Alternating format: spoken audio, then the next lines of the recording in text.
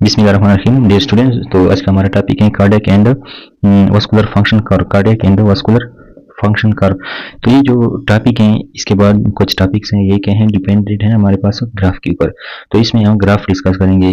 Initially बंदे को थोड़ा मुश्किल लगता है, लेकिन मैं इसमें हर एस्पेक्ट इंशाल्लाह आपको क्लियर करवाऊंगा। हर चीज़ के ऊपर मैं बात करूंगा इंशाल्लाह।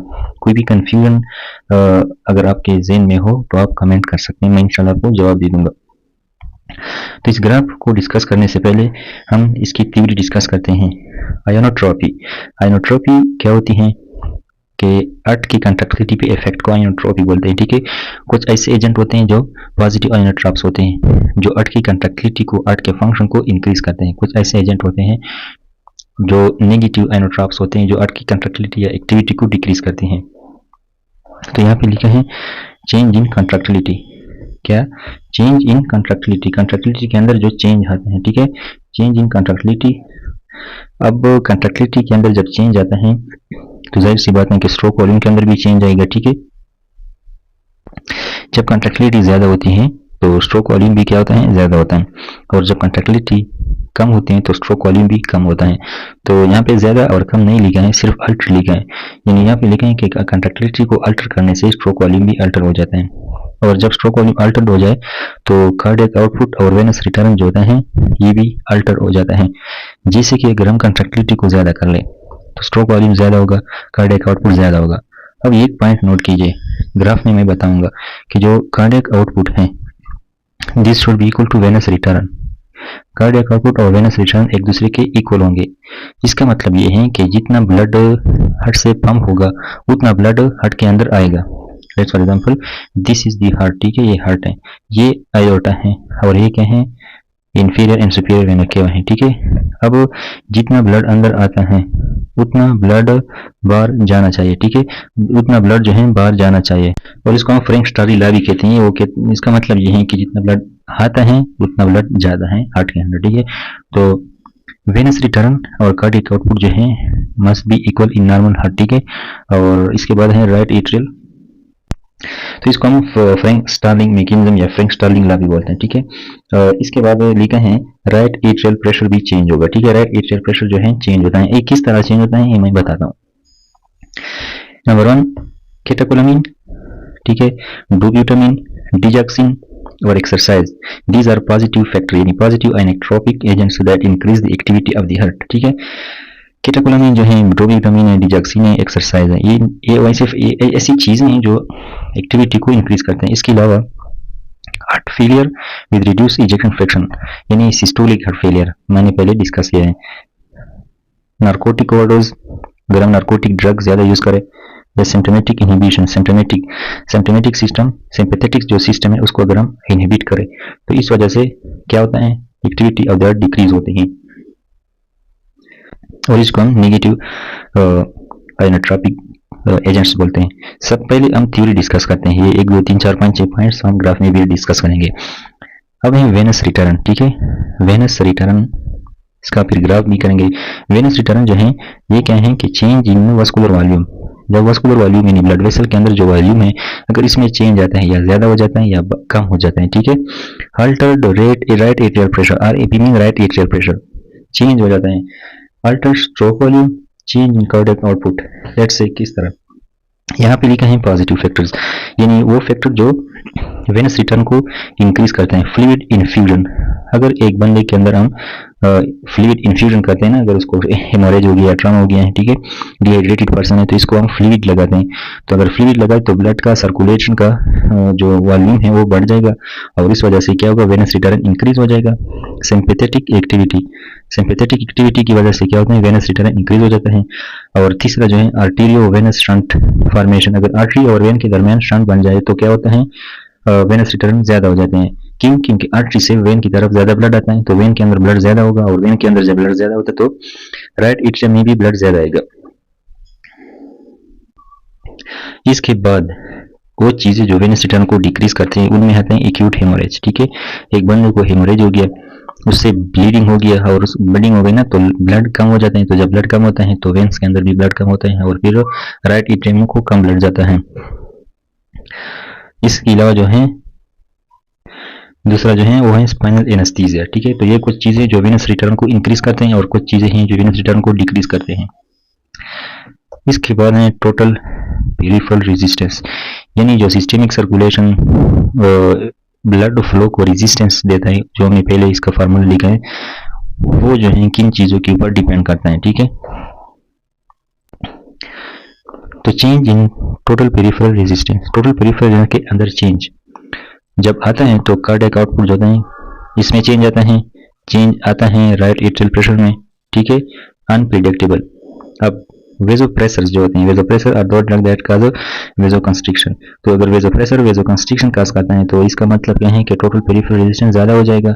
तो ज़्यादा होने की वजह से कार्डियक आउटपुट क्या होगा, कम होगा, क्योंकि हार्ट जो है ज़्यादा कोशिश करेगा हार्ट को ब्लड को पंप करने में। इसके अलावा एक्सरसाइज और आर्टेरियोवेनस शंट जो है, ठीक है, ये इसका नेगेटिव इनहिबिशन मतलब एक्सरसाइज की वजह से टोटल पेरिफेरल रेजिस्टेंस जो है कम हो जाता है, ठीक है। तो ये जो है हमारे पास क्या है, टोटल पेरिफेरल रेजिस्टेंस, और इस जिन चीज़ों पे ये डिपेंड करते हैं वो चीज़ें, ये वाला लाइन बाद में डिस्कस करते हैं, ठीक है। अब आते हैं ग्राफ्स की तरफ। ये है ग्राफ, इसमें हमारे पास सबसे पहले इस साइड पे जो है फ्रॉम ए, इधर से ग्राफ नंबर ए, सबसे पहले ग्राफ ए का मतलब आयोनोट्रॉपी यानी कंट्रैक्शन ऑफ द अर्थ। तो इस साइड पे है right atrial pressure, right atrial pressure इस साइड पे बढ़ रहे हैं, और ऊपर की तरफ क्या होता है, कार्डियक आउटपुट और वेनस रिटर्न बढ़ता है। इसको छोड़ते हैं और इसको हम खुद बनाते हैं इस ग्राफ को। Let make this graph by ourself. सबसे पहले क्या है ए का मतलब क्या था, आयोनोट्रॉपी, आयोनोट्रॉपी, ठीक है। उसका ग्राफ जो है हम बनाते हैं यहाँ पे। इस साइड पे राइट एट्रियल प्रेशर है, ठीक है, राइट एट्रियल प्रेशर है। ऊपर क्या है, कार्डियक आउटपुट है और वेनस रिटर्न है। वेनस रिटर्न और cardiac output will be same because our circulatory system is close, यानी जितना हार्ट के अंदर ब्लड आता है उतना चाहिए कि वो बाहर भी चला जाए, क्योंकि हमारा सर्कुलेटरी सिस्टम है वो क्लोज्ड है। तो अगर जितना ब्लड अंदर आता है उतना ब्लड बाहर जाएगा, क्योंकि बाहर ब्लड के लिए और कोई जगह नहीं है। तो ये हो गया वेनस रिटर्न और ये हो गया कार्डियक आउटपुट। अब यहाँ पे क्या है, this is the graph for cardiac function. Step 1 book में भी दिया है, वो वहाँ पे देख लेकर कार्डियक फंक्शन कर। अब कार्डियक फंक्शन जो है यानी कंट्रैक्टिलिटी जो है, यहाँ पे हम कंट्रैक्टिलिटी की बात कर रहे हैं, ठीक है। वो अगर राइट एट्रियल प्रेशर बढ़ता है तो कार्डियक आउटपुट बढ़ता है, ठीक है। और वेनस रिटर्न जो होता है, सॉरी, जब राइट एट्रियल प्रेशर जो है इस साइड पे बढ़ता है ना, ठीक है, इस साइड पे जब राइट एट्रियल प्रेशर बढ़ता है तो कार्डियक फंक्शन कार जो है वो भी बढ़ता है, ठीक है। अब अगर हम कुछ चीज़ें जो हार्ट की एक्टिविटी को बढ़ाते हैं, जैसे कि हमने कहा कि catecholamine, dobutamine, milrinone, digoxin, exercise, these are the certain factors step 1 में लिखे हैं जो क्या करते हैं, ये आयोनोट्रॉपी को बढ़ाते हैं। तो इसका मतलब कि कार्डियक फंक्शन कर जो है वो ऊपर जाएगा, यानी एक्टिविटी बढ़ जाएगी।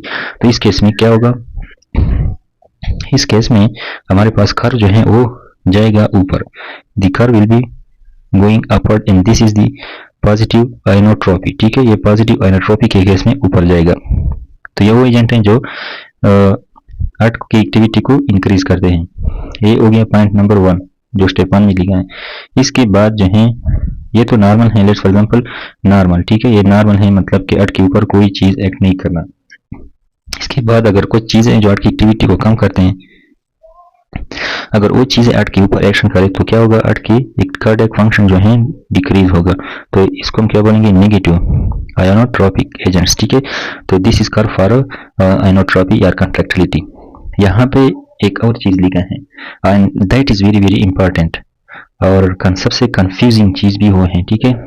वेनस रिटर्न जो है उन्होंने इस तरह ड्रा किए हैं, इस तरह नीचे की तरफ। मतलब ये है कि जब राइट एट्रियल प्रेशर बढ़ता है तो वेनस रिटर्न क्या होता है, कम होता है।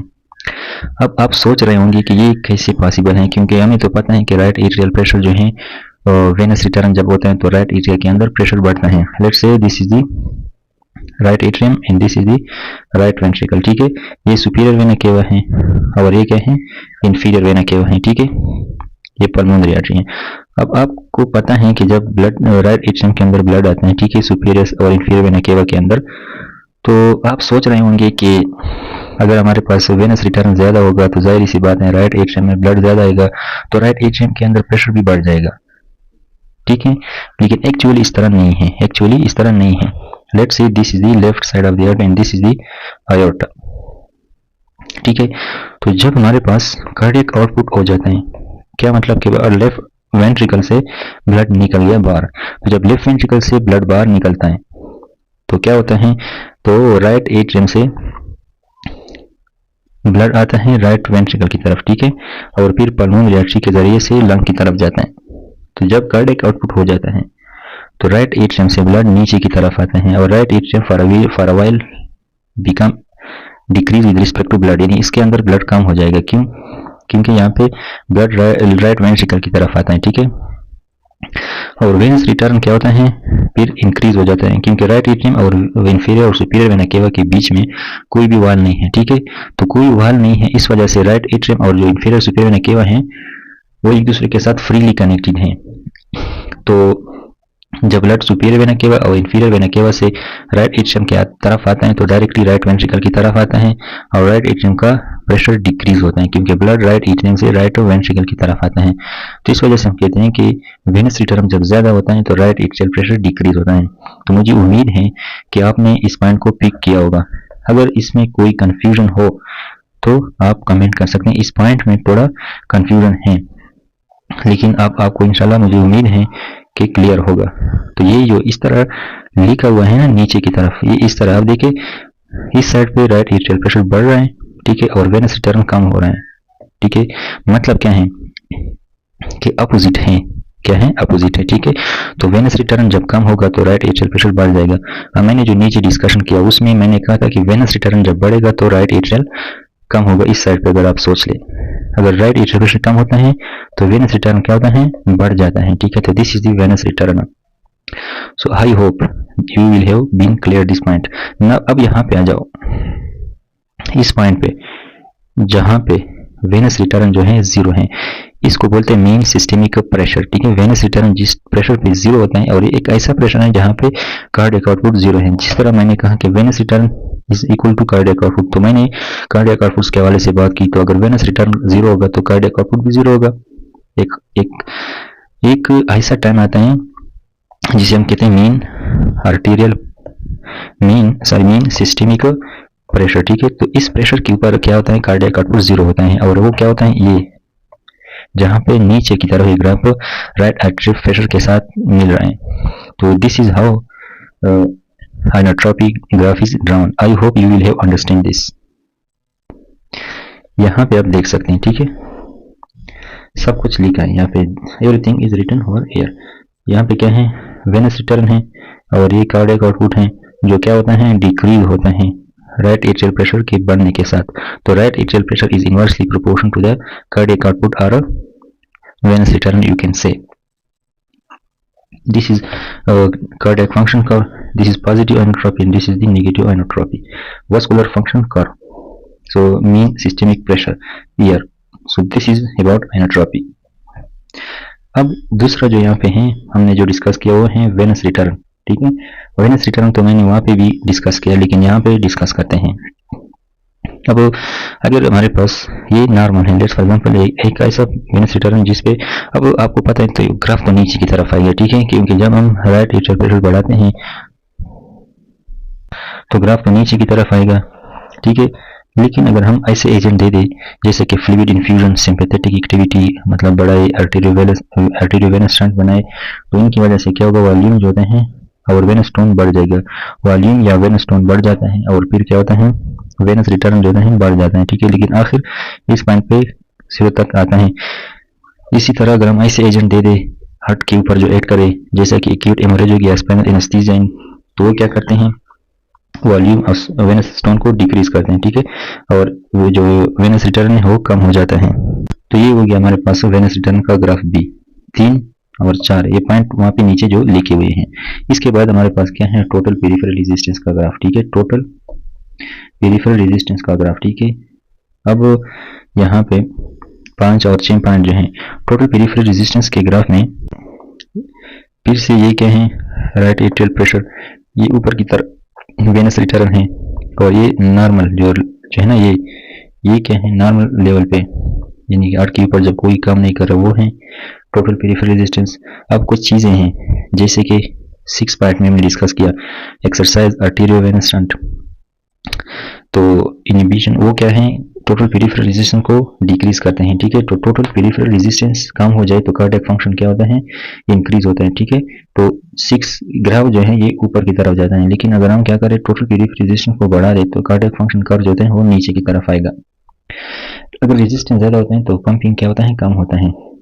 ये जो ग्रीन लाइन है वो क्या है, ये है वेनस रिटर्न, ठीक है। ये क्या है हमारे पास, वेनस रिटर्न। इस तरह ये इंक्रीज होता है और ये डिक्रीज हो जाता है, ठीक है।